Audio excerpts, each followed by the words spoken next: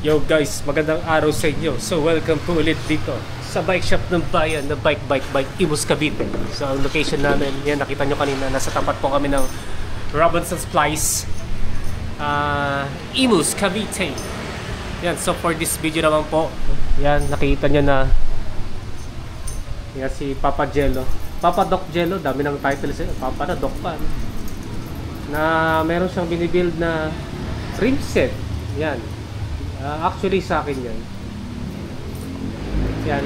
After 3 years, yan magpapalit ako ng bagong rim set. Yan. So alam niyo naman ko ano yung current rim set ko, Aerowick Bronco na 27.5. Actually, yung pinakauna niya noong 2022, na kay Jello na. Kasi bumili ako ng bago ito. Siguro binili ko to nung mga January. Yan. Bali ito talaga, para sa akin ito talaga yung pinakamagaan na budget trim set. Yan. Pero ngayon kasi magpapalit ako nito. LDCNC. Yan, LDCNC na budget na rim set. Actually, buong rim set talaga yan. Kaya nakita nyo na parang binibuild niya ulit dahil pinalitan ko agad ng pillar. Yan, binili ko rin yung pillar pillar spokes yan na pang 27.5, 2,450 pesos dito yun sa Bike Imus Parts. Ito namang yung LDCNC na road bike rim set nasa 5,200. Yan, yung both items na yan binili ko yan dito sa Bike Imus Cavite. So actually kasi magiging na yan, road bike rim set sa aking Aeroba Rigid MTB. Tapos yung gulong, umorder na kami sa Shopee, Continental Contact Urban na 700 by 47C. Yung kasing 700 by 47C, kung i-convert natin sa inches na pang 29er, tingin ko nasa 29 by 1.85 or lagpas ng 1.85. So na rin yan, essentially parang 29 by 1.9. Yan, yun yung magiging tire, yun ang tire, conversion ng tire width sa 700 by 40C. Kaya yun ang yun yung pinili kong tire width ng gulong dahil nga sa mga matagal na sa video ko dati, bago kasi ako mag 27.5, dati akong 29er. Yung unang binili ko yung dati itong Purara sa Balugo ng 2022 no February. Yung dating wheelset ko kasi 29er na MTB rim set, tapos 29 by 2.0 na Maxxis 2.0 na Maxxis grifter, at hindi nagkasya dikit na dikit dito sa maximum PSI. Merong ibang gulong kasi na nagkasya daw, pero sa akin kasi hindi kasi nagkasya yung Maxxis grifter ko dati na 29 by 2.0 dito sa Purara sa Balugo na gravel fork. Yan, so yun ang dahilan kung bakit yung 700 by 47C ang pinili ko para magkasya dyan sa Purara sa Balugo. Ito naman kasing MC Tremor ko, hanggang 2.0 yan na 29er. Hindi na pwede mas mataas, mas malaki pa, dahil yung dati kong gulong na Speed King na 29 by 2.2 sa truss ko dati, nung nilipat ko dyan, nung nagkaroon ako ng bagong frame, hindi kasi nagkasya sa rear triangle ng frame ng MC Tremor. Yan, ibig sabihin na medyo maliit lang yung rear triangle nito kumpara doon sa truss na frame na nagamit ko dati. Yan. Kaya medyo lalaki lang ng konting clearance kapag 700 by 47C, kasi nga 29 by 1.85 yun. O yun nga, halos na rin 1.9.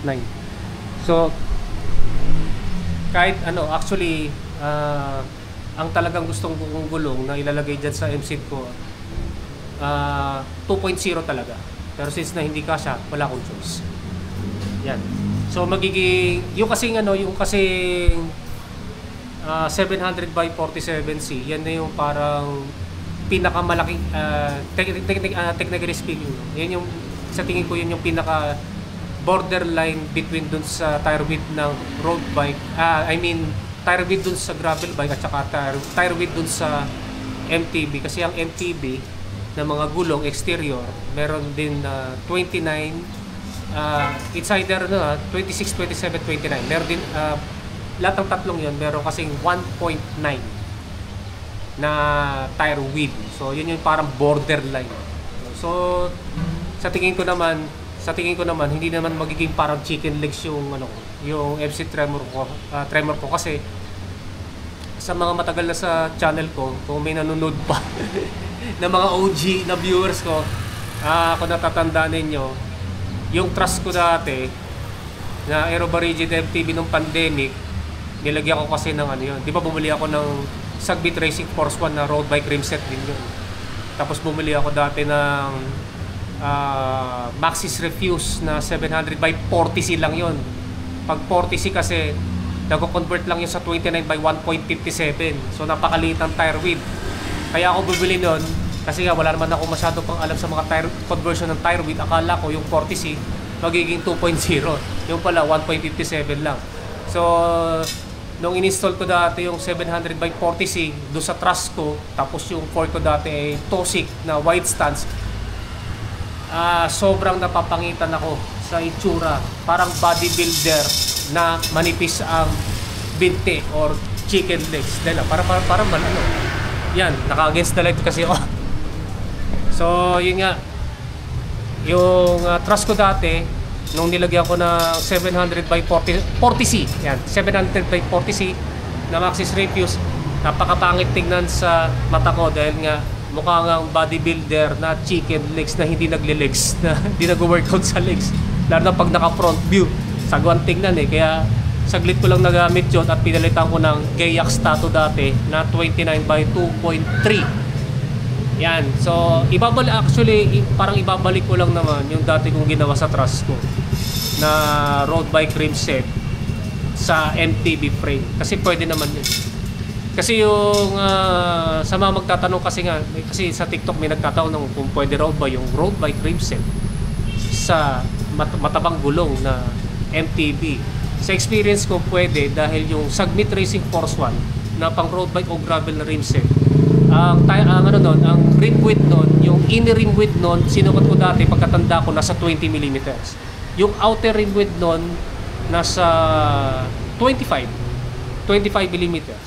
Yan. So mamaya sukatin din natin tong yung LDCNC. Yan.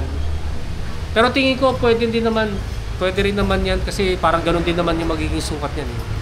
So imagine nyo na dati yung Sagbit Racing Force 1 ko, nagkasya yung 29 by 2.3 which is napakalaki ng tire width kumpara dun sa i-installin ko yung gulong sa LDCNC ko lang na 29 by 1.85 lang, no? Laki ng diferensya. So sa tingin ko po pwede naman.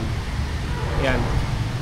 So balik tayo dito sa ina-assemble ni Papa Jello. Yan, later sasabihin ko sa inyo kung bakit magpapalit ako ng pillar. Kasi yung iba siguro manghihinayang hindi pa nga nagagamit yung rim set pinalitan kaagad ng rayos o spokes, no. Mamaya i-explain ko sa inyo. I-share ko lang sa inyo yung sa mga nagbabalak ng ganito na magpapalit ng spokes nito. Ito kasi yung gulong dito ay yung rim set nito sa likuran. Ang naka-install dito na haba ng pillar spokes nga ay pang 27.5. Ano nga haba nito? 270. Yan, yung haba nito ay 270 mm. Yan, yung sukat nito. Lahat yan pang 27.5. Pero sabi kasi ni Dr. Jello, mag-iiba dito sa front. Yan, sa front wheel. So, Jello, ano ba ang nagbago dito? Lacing. Lacing. So bali ano na yung di ba ilang piraso na diyan yung 270 mm. Bali 18 pieces. Tapos ano yung pinalitan mo? Ini-swap niya kasi dun sa 60 pieces, 265. 265. Mas maikli. Ilang piraso nga ulit? 265. Di ba 24 holes yan? Yan. So yung ano, yung so hindi lahat 200, hindi lahat 270. Ano yan, may halong 265. Yan, may halong 265 mm. Yan, sa mga pagbabalak ng ganito, kasi mahirap kasi maghanap ng pang ano eh.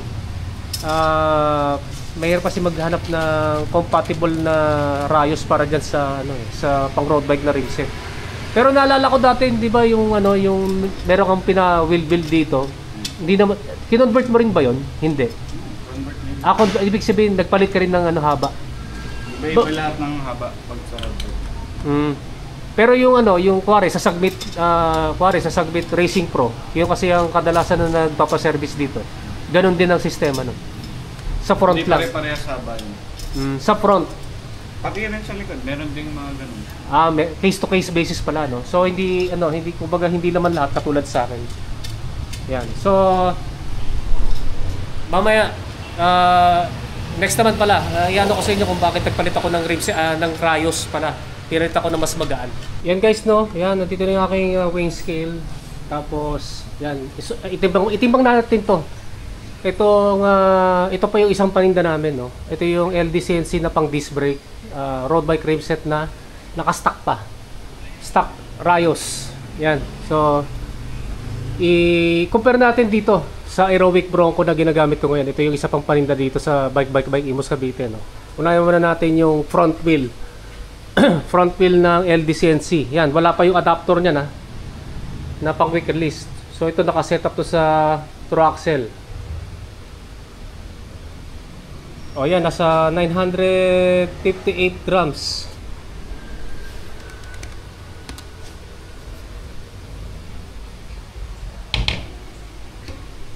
Next naman doon sa rear wheel.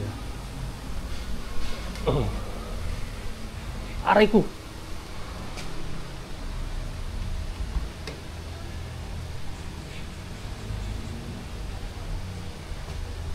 Yan, nasa may gitsang kilo, no. 1.055 kg. Ayan, nasa 2 kilo pala to, 2.013. So medyo may kabigatan nitong LDCNC pala nito pag stock na rayos, no. Actually magaan pa to eh. Mas magaan pa to kaysa doon sa mga rim set ng Sagbit, kasi yung Sagbit Safari na benta na naka Sapim spokes at saka naka Weinmann rims. Yun kasi, at yun naman kasi 28 na spokes to. Nasa ano yun eh, mga about 2.1 kg. So in fairness, kahit na ito mas mura, ito kasi nasa 5,200 lang eh. Yung Sagbit Adventurer kasi nasa 7,400. Pero ito mas magaan pa rin, mas magaan nito ng mga about 100 grams, no. Yan. 2013 tama 2013 grams or 2.013 kg. Yan, next naman dun sa Aerowick, yung front wheel ng Aerowick,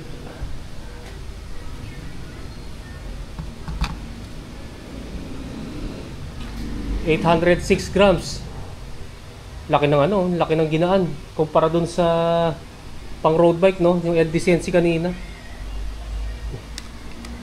806 plus ayan, 914 lang, oh. So di hamak talaga na mas magaan to kaysa dito sa LDCNC. Plus 914, ayan, 1.7 lang, no. 1.720 kilograms. So itong rim set na to na pang 27.5 na ginagamit ko ngayon ay mas magaan ng mahigit 250 grams kaysa dito sa LDCNC. Tingin ko kaya mas mabigat to, itong LDCNC, kaysa dun sa Aerowick Bronco, dahil yun nga, isa nito yung naka naka-stock lang to na spokes, kasi doon sa Aerowick naka ano yun eh, naka pillar spokes na straight pull, no. Tsaka syempre mas marami ano, mas yung material nito mas mas maraming material na aluminum na construct dito, kasi nga ito pang 700C, parehas to sa 29er. Then syempre naka-design to sa aero kasi medyo malalim yung rims eh, no. Yan, malalim kasi ito. Tingin ko nasa 40 o 38 ang lalim nito. So ibig sabihin talaga, mas maraming material, mas mabigat. Yan. Yan guys, no, natapos na ni Dr. Jello na palitan itong isang buo na rim set. Yan, from ordinaryo na stock LDCNC na spokes to pillar spokes. So upgraded na to, no. Yan. So ito naman yung tinimbang ko kanina. Ito yung kaninang tinimbang ko na naka all stock. Yan. So ito, binili ko yung rim tape para maging accurate yung ating comparison, kasi nung tinimbang ko to, yan, naka rim tape din yan. So ang timbang nito nasa 2.013 kg or 2013 grams. Ito ulit yung aking wing scale. Yan, timbangin natin naman ulit ito, no? Kasi kanina hindi pa tapos to eh. Yan din ganito rin, walang adapter na pang quick release, pang tour axle pa rin to. Tsaka walang skewer.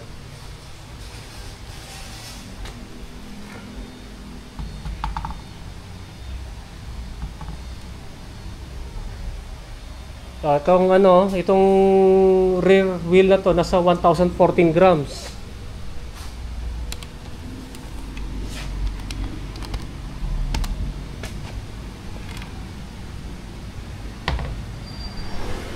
Yan, tapos ito naman sa harap.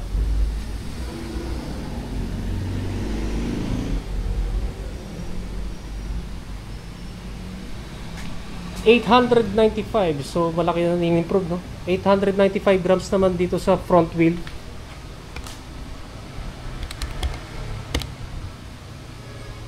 Ayan, nasa 1.909 kg. So nabawasan to ng mahigit 100 grams kasi ang timbang ng stock na naka-spokes ay 2,013 grams. Ito 1,900 grams. Yan, mahigit 100 grams. Okay na rin, malaki na rin, no? Na nabawasan dito. Pero siyempre, mas magaan pa rin yung Aerowick Bronco. Kasi nasa mahigit 1.7 eh. Siguro na ba mas magaan na lang ng Aerowick Bronco ng mga lagpas 150 grams ang tingin ko. Yan. Yan, so ito na yung yung timbang nitong bagong spokes na pinilitan, no. Papalitan pa to ng duct tape kasi masuso ko yung duct tape na gawing pang green tape kasi dito sa stock. Yan. Then sadly wala pa yung order ko ng Continental Contact Urban kasi overseas pa yun eh. Then namomroblema pa ako sa inner tubes kasi tricky eh. Meron kami ditong Conti tube na cross na yung pinaka maximum 700 by 47C. Kaso lang since na mataas ako mag tire pressure, kasi yung maximum tire pressure recommended na Contact Urban na 700 by 47C nasa 73 PSI. Kung ilalagay ko yung Conti cross tube na pang gravel, baka kasi ma-prone ako sa rim flat or